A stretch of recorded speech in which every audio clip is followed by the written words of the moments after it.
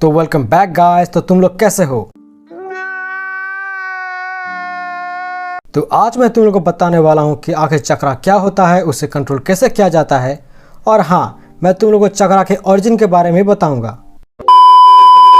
तो पहले आते हैं चक्रा के ऊपर। तो चक्रा बेसिकली एक एनर्जी का फॉर्म है जो कि दो तरह के एनर्जी का कॉम्बिनेशन है। एक है स्पिरिचुअल एनर्जी और दूसरा है फिजिकल एनर्जी। तो चक्रा ह्यूमंस को मदद करता है एक्स्ट्रा ऑर्डिनरी एक्शन को परफॉर्मेंस करने के लिए, जैसे कि पानी के ऊपर चलना, एंटी ग्रेविटी मोशन, नेचर को मैनिपुलेट करना और जुत्सु या निंजा आर्ट को परफॉर्म करना। लेकिन हिंदुइज्म में चक्रा रेफर करता है ह्यूमन बॉडी के 7 स्पिरिचुअल सेंटर्स को, जो कि है tailbone, sacrum, stomach, heart, throat, forehead और क्राउन। असल में चक्रा वर्ड संस्कृत के चक्र से आया है, जिसका मतलब सर्किल या व्हील भी है, क्योंकि चक्रा एक बॉडी में कैसे प्रोड्यूस होता है और फिजिकल एनर्जी और स्पिरिचुअल एनर्जी को कैसे स्पिन करके एक फंक्शनल चक्रा को प्रोड्यूस करता है, उसे रेफर करता है।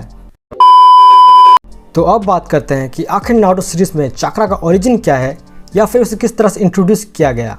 तो बेसिकली चक्रा एक लाइफ फॉर्म एनर्जी है जो कि ओसुसुके क्लान के लिए एक तरह का कंपोनेंट है, जिससे कि वो लोग चक्रा फ्रूट क्रिएट करते हैं, और इसीलिए ओसुसुके क्लान के मेंबर्स एक प्लैनेट से दूसरे प्लैनेट को ट्रैवल करते हैं ताकि वो चक्रा को एब्जॉर्ब करके चक्रा फ्रूट को क्रिएट कर सके और उसे कंज्यूम कर सके। तो अर्थ पे इंसानों के पास कभी भी चक्रा नहीं था जब तक कि हामुरा और हागोरोमो ओसुसुकी उसके साथ पैदा नहीं हुए थे, और ये सब इसीलिए हुआ था क्योंकि कागुया ने अर्थ का चक्रा फ्रूट को कंज्यूम किया था गॉड ट्री से।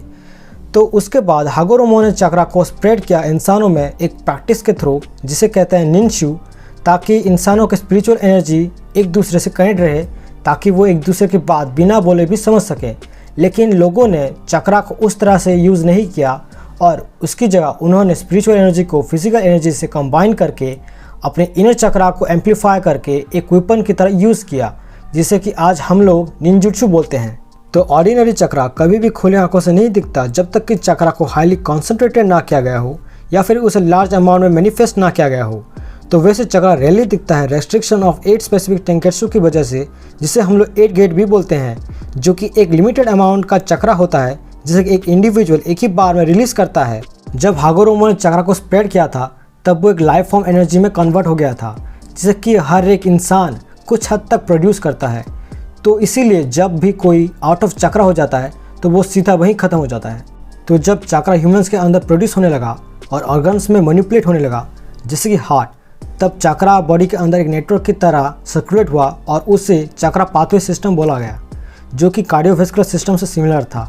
तो तब ग्रुप जैसे कि शिनोबी ने चक्रा को और भी ज़्यादा प्रोड्यूस और रिलीज करना सीख लिया था अपने बॉडी के बाहर, वो भी प्रेशर पॉइंट्स के थ्रू, जिसे कि टेंकेट्सु भी कहा जाता है, ताकि वो जुत्सु को परफॉर्म कर सके। जैसे कि मैंने तुम लोगों को बताया था कि चक्रा 2 प्राइमल एनर्जी के कॉम्बिनेशन से क्रिएट होता है, जिसमें एक फिजिकल एनर्जी है जो कि बॉडी के सेल से रिलीज होता है, और इसे हम ट्रेनिंग और एक्सरसाइज से इंक्रीज कर सकते हैं। और वैसे ही दूसरा स्पिरिचुअल एनर्जी है जो कि माइंड के कॉन्शियस से रिलीज होता है, और हम उसे भी स्टडी और मेडिटेशन से इंक्रीज कर सकते हैं। और हाँ, ये दोनों प्राइमल एनर्जी जितना पावरफुल होंगी, हमारा चक्रा भी उतना ही पावरफुल होगा। तो इसीलिए जब भी कोई शिनोबी किसी भी जुत्सु को बार बार प्रैक्टिस करता है, वो जुत्सु उतना ही पावरफुल होता है। बस इतना ही नहीं बल्कि उनका चक्रा रिजर्व भी लार्ज होता है। लेकिन कुछ यूनिक इंडिविजुअल्स ऐसे भी होते हैं जिनका चक्रा रिजर्व शॉर्ट टाइम में ही बहुत लार्ज हो जाता है। For example reincarnations. हालांकि इसके बारे में मैं बाद में किसी और वीडियो में बताऊंगा। तो एक ही बार एक शिनोबी एक डेफिनेट अमाउंट का चक्रा को ही यूज़ कर सकता है, और उसके बाद उसे रेस्ट करना पड़ता है ताकि वो अपने चक्रा को वापस फिर से गेन कर सके। लेकिन एक इंडिविजुअल की चक्रा रिजर्व एक लिमिट तक ही लार्ज हो सकती है, डिपेंडिंग ऑन देयर जेनेटिक्स, कि वो उसे कितना लार्ज चक्रा रिजर्व ग्रांट कर सकता है। फॉर एग्जांपल काकाशी हटाके, भले कि काकाशी जितना भी ट्रेनिंग कर ले, लेकिन उसका चक्रा रिजर्व एवरेज तक का ही रहेगा। जैसे कि उसने नारुतो से कहा था कि नारुतो का चक्रा रिजर्व काकाशी से 4 टाइम्स ज़्यादा है। हर एक पर्सन का चक्रा डिफरेंट होता है, और वो एक यूनिक चक्रा सिग्नेचर को रिलीज़ करता है, जिसे सिर्फ सेंसर टाइप शिनोबी ही डिटेक्ट कर सकते हैं। वैसे चक्रा सिग्नेचर जेनेटिकली पास डाउन भी होता है, जिससे कि उनके क्लान का आइडेंटिफिकेशन भी मिलता है। खासकर कि एक फादर और एक सन का चक्रा सिग्नेचर सिमिलर होता है, इसीलिए उनका चक्रा रेजोनेट करता है।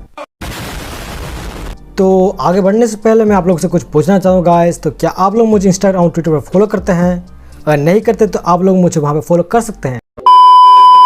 तो अब आते हैं चक्रा कंट्रोल पे कि आखिर चक्रा को किस तरह से अच्छे से कंट्रोल कर सकते हैं। तो चक्रा को बिल्डअप करने के लिए टाइम और ज़्यादा मेहनत लगती है, लेकिन उसे यूज़ करने की large amount of chakra reserve नहीं बल्कि सफिशेंटली कंट्रोल और कंजर्व करना होता है, जिसे कि चक्रा कंट्रोल कहते हैं। अगर एक शिनोबी को एक अच्छा चक्रा कंट्रोल चाहिए तो उसे एक रिक्वायर्ड अमाउंट ऑफ चक्रा को फॉर्म करना होगा ताकि वो जुत्सु को परफॉर्म कर सके, और इस चीज़ को वो और अच्छे से कर सकता है अगर वो काम्ड और फोकस रहे तो कुछ जनरल मेथड्स हैं जिससे कि एक शिनोबी के चक्रा कंट्रोल को इम्प्रूव किया जा सकता है, और इसमें आता है लिफ्ट कंसंट्रेशन, पेड़ के ऊपर चढ़ना, पानी के ऊपर चलना, और एक अच्छा रास्ता है अपने चक्रा को बिल्डअप करने के लिए, और वो है चक्रा को अपने बॉडी में टाइट स्पाइरल में स्पिन करना। तो हैंडसेल्स को शिनोबी यूज़ करते हैं ताकि चक्रा और इजीली मैनिपुलेट हो और उनके जुत्सु और फास्टर परफॉर्म हो। और जो शिनोबी चक्रा कंट्रोल में एक्सट्रीमली स्किल्ड होते हैं वो गेंजुत्सु में स्पेशलाइज या मेडिकल निन बन सकते हैं। तो जब भी कोई शिनोबी निंजुत्सु को परफॉर्म करता है तो उसे दो तरीकों में चक्रा को मैनिपुलेट करना होता है, एक है शेप ट्रांसफॉर्मेशन और दूसरा है नेचर ट्रांसफॉर्मेशन। तो पहले आते हैं शेप ट्रांसफॉर्मेशन, जो कि चक्रा को फॉर्म, मूवमेंट और पोटेंशियल को कंट्रोल करता है और उसके साइज, रेंज और टेक्निक के पर्पस को डिटरमाइन करता है। तो अब आते हैं नेचर ट्रांसफॉर्मेशन में, जो कि चक्रा के फॉर्म और उसके नेचर को डिफाइन करता है, या फिर बोल सकते हो कि वो उसके प्रॉपर्टीज़ और कैरेक्टरिस्टिक्स को अल्टर करता है। और इसमें यिन और यांग की नेचर ट्रांसफॉर्मेशन है जो कि चक्रा के अंदर स्पिरिचुअल और फिजिकल एनर्जी के रेशियो को चेंज करता है। Oh my God! Wow! तो आज के लिए बस इतना ही। अगर आप लोगों को अगर वीडियो पसंद आया तो वीडियो को लाइक कर दीजिए, और चैनल पर नए हैं तो सब्सक्राइब कर दीजिए। तो तब तक के लिए गुड बाय, और मैं आपसे मिलता हूँ अगले वीडियो में।